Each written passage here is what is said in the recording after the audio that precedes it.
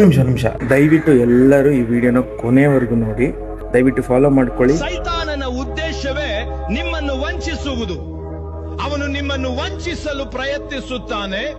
ನಿಮ್ಮ ಜೀವನ ಭೋಗ, ಹಣ ಗಳಿಕೆಗೆ ಮೀಸಲಿಡಲು ಪ್ರೇರೇಪಿಸುತ್ತಾನೆ.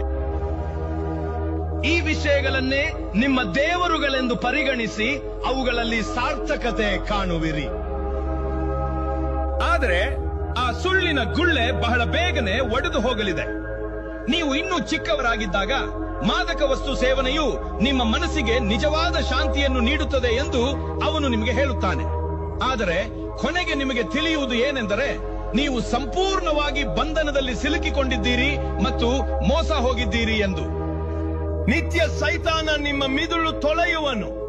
ಅವನು ನಿಮ್ಮನ್ನು ಮೋಸಕ್ಕೆ ಜಗತ್ತಿನ ಎಲ್ಲಾ ಮಾರ್ಗ ಬಳಸುವನು.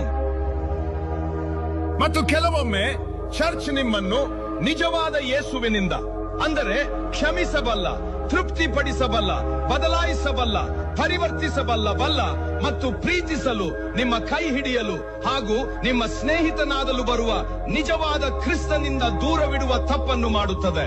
ಎಷ್ಟು ಸತ್ಯ ಅಲ್ವಾ? ಈಗ ಎಲ್ಲವನ್ನು ನೋಡಿದಾಗ ಖಂಡಿತವಾಗಲೂ ಸೈತಾನ ಎಷ್ಟು ನಮ್ಮನ್ನು ಮೋಸ ಮಾಡ್ತಾ ಇದ್ದಾನೆ.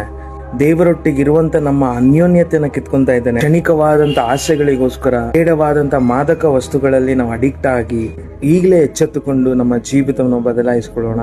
ಇದು ನನ್ನೊಟ್ಟಿಗೆ ಮಾತಾಡಿದಂತ ಒಂದು ವಾಕ್ಯ. ಅದಕ್ಕೋಸ್ಕರ ನಾನು ನಿಮ್ಮಲ್ಲಿ ಕನ್ನಡದಲ್ಲಿ ತರಬೇಕೆಂಬಂತ ಒಂದು ಪ್ರಯತ್ನ ಪಟ್ಟಿದ್ದೇನೆ. ದೇವರಿಗೆ ಎಲ್ಲ ಮಹಿಮೆ ಉಂಟಾಗಲಿ.